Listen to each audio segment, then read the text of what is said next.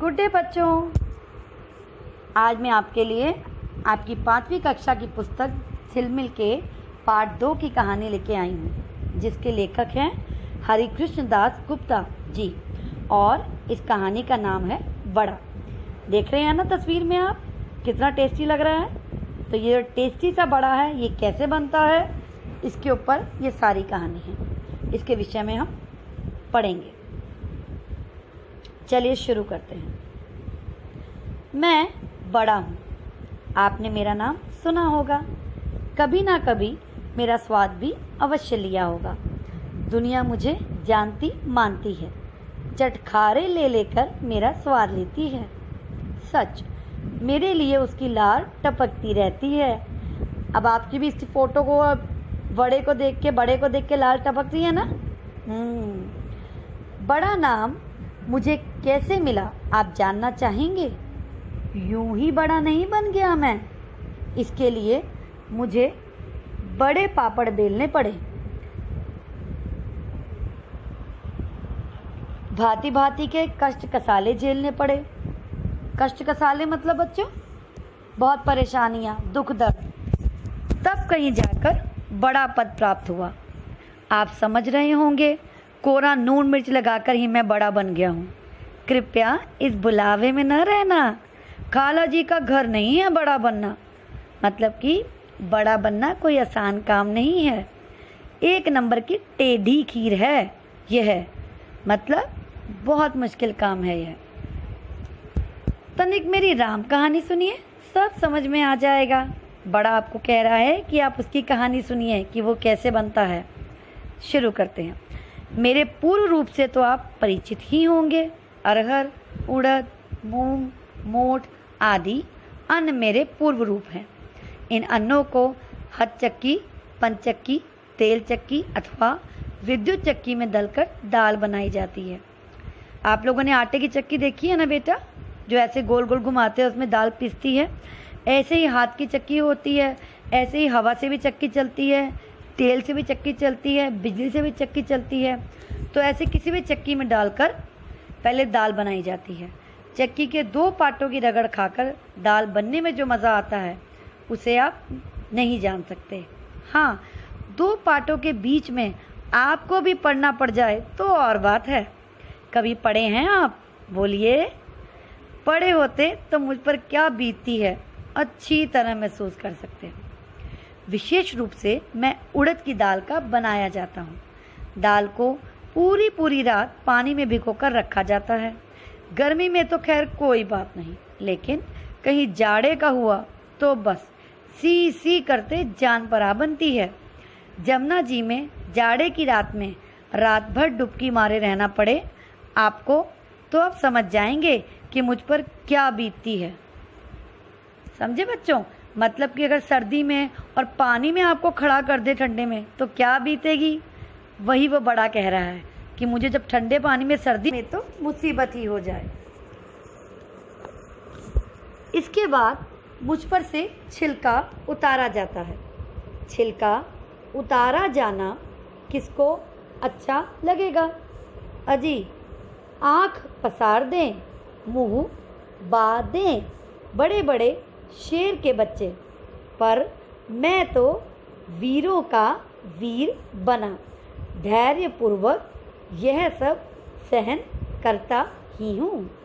आखिर बड़ा बनना जो ठहरा, इसके पीछे सिल लोढ़े से मेरी खूब पिसाई होती है। मेरे कण कण का चूरा कर दिया जाता है। दबाव और रगड़ झेलते झेलते मेरा दम निकलने को हो जाता है। इतना सब होने पर मैं पिट्ठी नाम पाता हूँ। पिट्ठी बनने पर भी मेरा पीछा नहीं छोड़ा जाता। हाथों से खूब मथ मथ कर मेरा दम निकाला जाता है। इतने पर भी बस नहीं, सबसे बढ़कर तो मेरी परीक्षा तब ली जाती है जब चूल्हा दहका कर कढ़ाई में तेल अथवा घी छोड़ा जाता है। जब वह खौलने लगता है तो मुझे हाथ से गोल गोल बनाकर हथेली से थेप थेप कर मुझ में चिपटापन लाकर कभी कभी मुझ में किशमिश, काली मिर्च, गोला, गिरियाँ आदि भी भरकर उस खौलते तेल में छोड़ दिया जाता है। सच जानना एकदम छौंक सा लग जाता है मेरे में, और इसके बाद तुरंत ही मुझे निकाल भी तो नहीं लिया जाता, निकालना तो दूर, जी भरकर उसमें रखकर उल्टे खूब लाल किया जाता है। मुझे कोंच कोंच कर देखा जाता है कि मैं अच्छी तरह सीख गया हूँ कि नहीं। अब मेरे सीखने के बारे में पूरी दिलजमाई कर ली जाती है। दिलजमाई मतलब बच्चों तसल्ली। पहले पूरी तसल्ली कर ली जाती है कि बड़ा अच्छे से सीखा है या नहीं, तब कहीं मुझे बाहर निकाला जाता है। अब आप ही राम लगती कहिए, है कोई जो इतना कुछ झेले बड़ा बनने के लिए? बाहर निकाल कर भी मुझे चैन नहीं लेने दिया जाता है। पिट्ठी में तो मसाले की भरमार की गई होती है। अब ऊपर से नून मिर्च और छिड़क दिया जाता है मुझ पर। जले पर नून इसी को कहते हैं। समझे बच्चों? बड़ा कहना चाह रहा है कि मुझ में पहले से ही इतना मसाला होता है और फिर मुझे अच्छे से सेक कर फिर जब खाने के लिए परोसा जाता है तो उसमें और मसाला डाल देते हैं। ठीक है, तो वो कह रहा है जले पर नून इसी को कहते हैं। जैसे कि मान लो आपके भाई को डांट पड़ रही है, ठीक है, आप देख रहे हो और ऊपर से जाके मम्मी को 2-4 उसकी और शिकायत लगा दो और बेचारे को थप्पड़ पड़ जाए, तो बताओ, छिड़क दिया ना आपने उसके जले पर नून। ठीक है, इसको कहते हैं जले पर नून छिड़कना। बस इस तरह इतना सब होकर मैं बड़ा नाम पाता हूँ। प्लेटों में सजकर अचार चटनी के साथ स्वाद देता हूँ। कभी कभी पानी में भिगो मुझे कुछ ठंडा कर दही सोंठ के साथ मेरा जायका लिया जाता है। किसी भी तरह कोई मेरा मज़ा ले, मुझे इनकार नहीं होता। समझे बच्चों?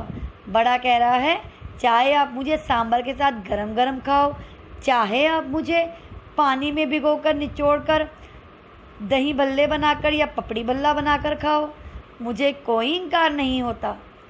बस यही है मेरी राम कहानी। हाँ, मैं बड़ा हूँ। आपने मेरा नाम सुना होगा, कभी ना कभी मेरा स्वाद भी अवश्य लिया होगा। दुनिया मुझे जानती मानती है, चटखारे ले लेकर मेरा स्वाद लेती है।